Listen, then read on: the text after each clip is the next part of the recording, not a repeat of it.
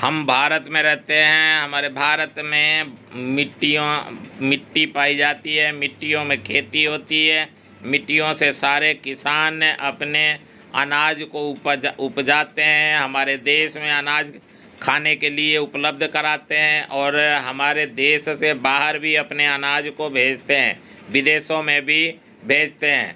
तो हमारे मिट्टी जो होती है वो कितने प्रकार की होती है। एक होती है चिकनी मिट्टी। तो चिकनी मिट्टी कैसी चिकनी मिट्टी होती है? वो चिकनी मिट्टी नहीं जो बच्चे खेलते हैं, वो चिकनी मिट्टी नहीं है। यह मिट्टी के महीन कणों से मिल करके बनती है चिकनी मिट्टी।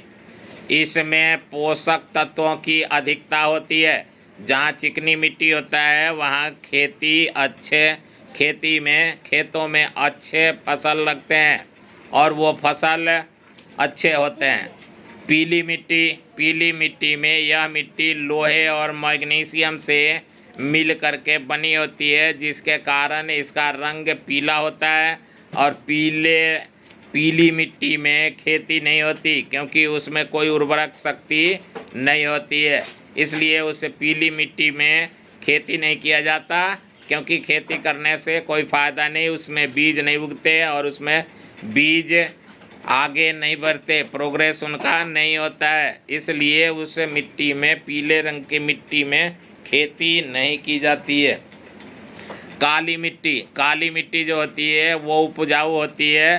काली मिट्टी में नाइट्रोजन होता है, कैल्शियम होता है, फास्फोरस होता है, मैग्नीशियम होता है, पोटेशियम होता है और लोहा भी होता है, जिसकी वजह से ये खेती के लायक उपजाऊ भूमि माना जाता है। इसमें अनाज, दलहन, तिलहन, फल, सब्जियां उगाई जाती है और इस मिट्टी में इन पौधों का विकास होता है, जैसे दलहन का, तिलहन का या फल का या सब्जी का, और उसमें फसल अच्छे होते हैं, पौधे अच्छे होते हैं। जलोढ़ मिट्टी में भी nitrogen, calcium, phosphorus, magnesium, potassium, लोहा पाया जाता है। जलोढ़ मिट्टी होती है, इनमें दलहन, तिलहन, गन्ना, आरू तथा सब्जियां उगाई जाती है और इसमें इन फसलों के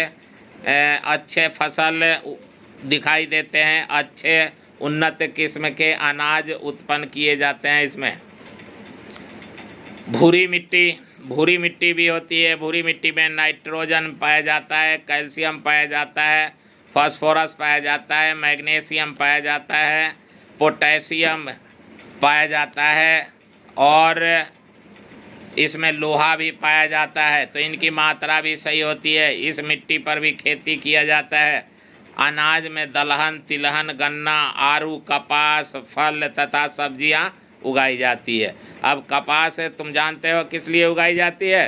कपास से रुई बनता है और रुई से धागे बनते हैं और धागे से कपड़ा बनाया जाता है।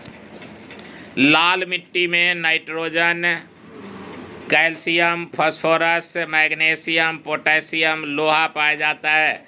इसमें अनाजों की खेती की जाती है। अनाज है दलहन, तिलहन, गन्ना, आरू, कपास, फल तथा सब्जियां।